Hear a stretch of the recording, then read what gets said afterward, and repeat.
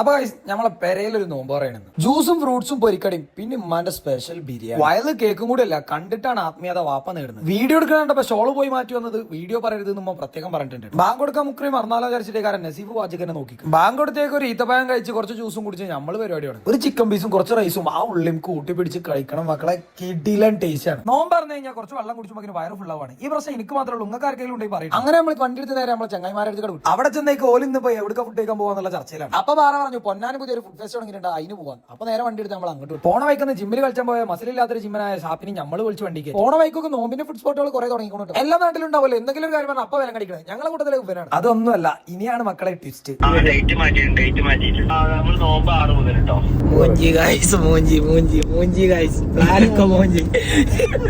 Plan A കൊള്ളായപ്പോ ഞങ്ങൾ നേരെ plan B കർമാട് road card വിട്ടു. ആദ്യം തന്നെ ഞങ്ങൾ പോയി ഒരു പൈനാപ്പിളിന്റെ പൈസ ചെക്കനോട് കൊടുത്തു. നല്ലൊരു സോലിയത്തായ ചെക്കൻ പെണ്ണ് നോക്കുന്നുണ്ട്, ആരെങ്കിലും ഉണ്ടെങ്കിൽ പറഞ്ഞോളിട്ടോ. പിന്നെ ഒരു സെറ്റ് പാനിപൂരിയും അത് കഴിഞ്ഞിട്ട് ഒരു പൊട്ടാറ്റോയും കഴിച്ചു. നമ്മളവിടെ ഐസ് പോപ്പ് ഉണ്ട്, അവിടെ പോയി ടെൻഡർ കോക്കനട്ട് ഐസ് നിന്ന് നമ്മൾ അവിടെ വിട്ടു. അത് കഴിഞ്ഞിട്ട് ഞങ്ങൾ നേരെ പോയത് ഒരു കബാബ് കഴിക്കാനാണ്. പള്ള നിറച്ച് തിന്നുള്ള ക്വാണ്ടിറ്റി ഉണ്ട്, ഒരു ചട്ടി നിറച്ച് കബാബ് ഉണ്ട്. ഞാൻ കബന്റെ ഒരു കബാബ് എടുത്തെടുത്ത് തിന്നു. എന്റെ മോനെ കിടിലെ. പിന്നെ അവിടെ ഒരു യുദ്ധമായിരുന്നു, ആ ചട്ടി കാലിയായതേ കണ്ടില്ല.